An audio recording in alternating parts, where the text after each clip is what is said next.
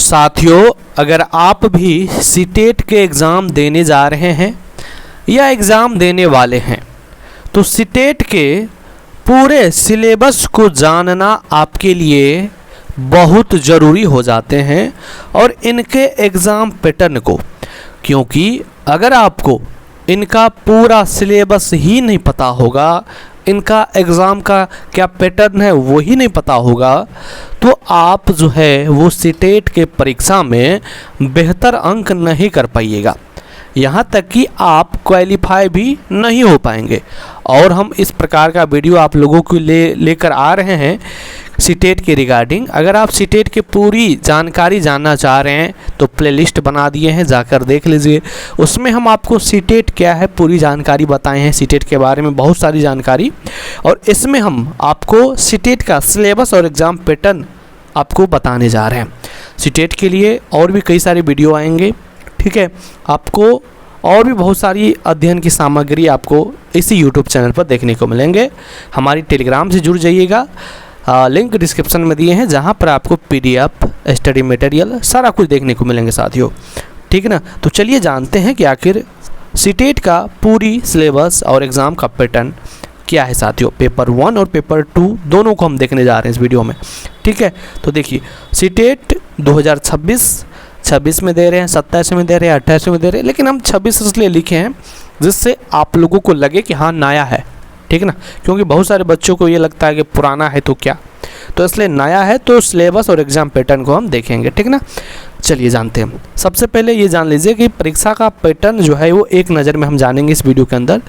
तो सीटेट परीक्षा की मुख्य बुनियादी बातें जो प्रत्येक उम्मीदवार को जानना अत्यंत आवश्यक है कि यह परीक्षा जो है वो शिक्षक बनने के आपके सपने की पहली सीढ़ी है। अगर आप सीटेट नहीं पास करिएगा तो आप जो है वो टीचर बन ही नहीं सकते, ये बात आप जान लीजिए। तो सीटेट परीक्षा पास करना, क्वालिफाई करना बहुत ज़रूरी होता है, और सीटेट परीक्षा को कैसे क्वालिफाई करें इसके लिए हमारे और भी वीडियो हम आपको बनाएंगे, बहुत ऐसे ट्रिक्स बताएंगे जिससे आप जो है वो एग्ज़ाम पास कर पाइएगा साथियों। चलिए अब हम जानते हैं कि पेपर 1 बनाम पेपर 2 की मुख्य अंतर है। जैसे कि अगर आप पेपर 1 देते हैं और पास करते हैं तो कक्षा 1 से 5वीं तक के आप शिक्षक बन सकते हैं। इसमें कुल 5 अनिवार्य विषय होते हैं साथियों: बाल विकास, भाषा 1, भाषा 2, बुनियादी गणित और पर्यावरण अध्ययन, जिसको EBS कहते हैं साथियों। पेपर 2 की बात करें तो इसमें जो है वो बाल विकास व भाषाओं के साथ आपके स्नातक स्ट्रीम के आधार पर, ठीक है, स्नातक स्ट्रीम के आधार पर, मतलब आपके साइंस, आर्ट्स, कॉमर्स है, उसके आधार पर जो है वो गणित या विज्ञान, ठीक है, गणित या विज्ञान यानी साइंस या तो फिर जो है आप मैथमेटिक्स, यह एक ग्रुप होता है साथियों। अथवा सामाजिक अध्ययन का चयन करना होता है यहाँ पर, किसमें, तो पेपर 2 में, जिसमें आप जो है कक्षा 6 से 8 तक के शिक्षक बनते हैं साथियों, ठीक है। यहाँ तक समझ रहे हैं आसान भाषा में। अब जानिए आगे इसका जो है समय और परीक्षा का अंकन संरचना समझिए। तो इसमें जो है आपको 150 मिनट रहेंगे, जिसमें जो है आपके 150 प्रश्न भी रहेंगे। इसमें जो है कोई भी नकारात्मक अंक नहीं है, तो आपको सभी प्रश्नों को हल करके आना है, सभी गोला को भर के आना है। प्रत्येक सही उत्तर के लिए आपको 1 अंक दिया जाता है और गलत उत्तर के लिए कोई अंक नहीं काटा जाता है।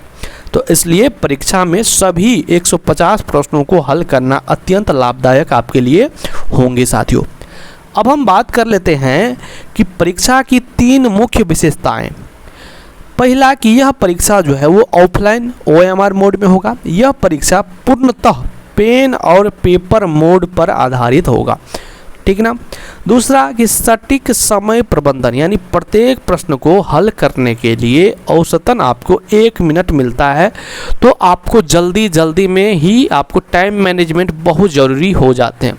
तो टाइम मैनेजमेंट पर भी हम एक वीडियो लाएंगे कि आखिर आप सीटेट में एग्ज़ाम में कैसे टाइम मैनेजमेंट कर पाइएगा, ठीक है ना।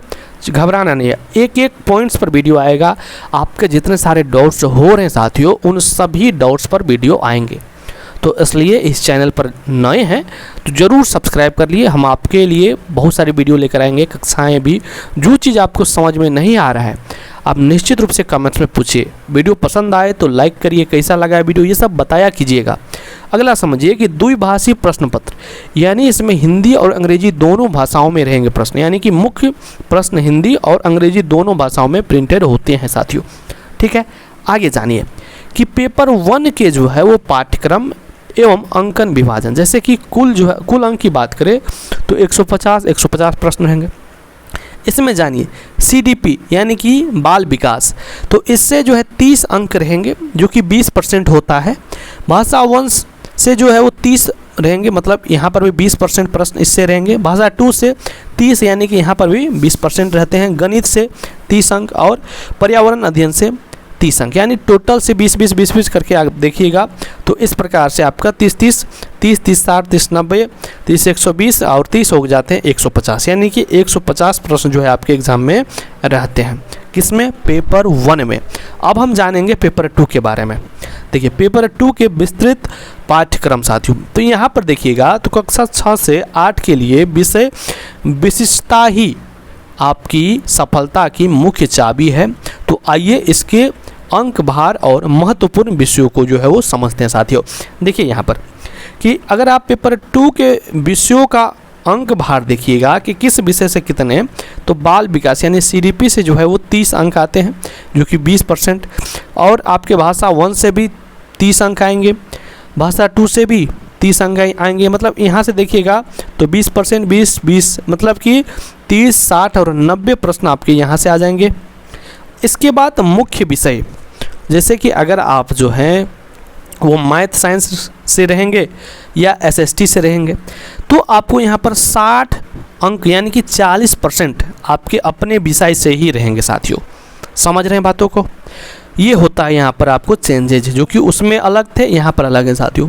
ठीक ना, आगे जानिए। नोट, विज्ञान वर्ग के लिए गणित व विज्ञान मतलब 60 अंक का, और कला वर्ग के लिए सामाजिक अध्ययन 60 अंक का विकल्प रहता है साथियों। समझ गए? समझ रहे? मतलब जो बच्चे साइंस से हैं उनके लिए मैथ साइंस की पेपर होंगे, जो बच्चे आर्ट्स से हैं साथियों उनके लिए सामाजिक विज्ञान की जो है वो पेपर होते हैं, साधारण भाषा में समझे तो।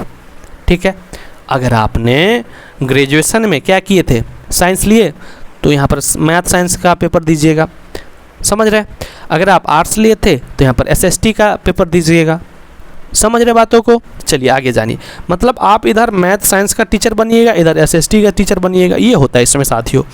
ठीक है, चलिए अब जो है हम आगे जानते हैं कि श्रेणीवार न्यूनतम उत्तीर्ण अंक यानी पासिंग मार्क्स, ठीक है, यानी क्वालिफाई करने के लिए कितना अंक आपको लाना पड़ेगा।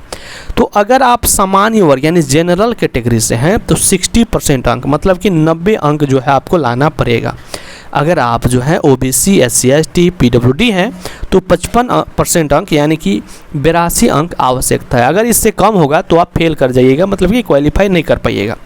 ठीक है साथियों, आगे जानिए कि यह जो है साथियों यह सर्टिफिकेट की वैधता यानी अगर आप एक बार पास कर लेते हैं तो इसको जो है वो जीवन भर के लिए मान्य होता है साथियों, यानी इसका आप जब चाहे तब यूज कर सकते हैं। ठीक है, चलिए आगे जानते हैं कि परीक्षा पास करने की 3 अचूक रणनीतियाँ। सबसे पहला कि पेडागोजी पर पकड़, मतलब कुल 150 प्रश्नों में साथियों या अंकों में जो है वो लगभग 75 अंक जो है वो सीधे शिक्षण शास्त्र के होते हैं।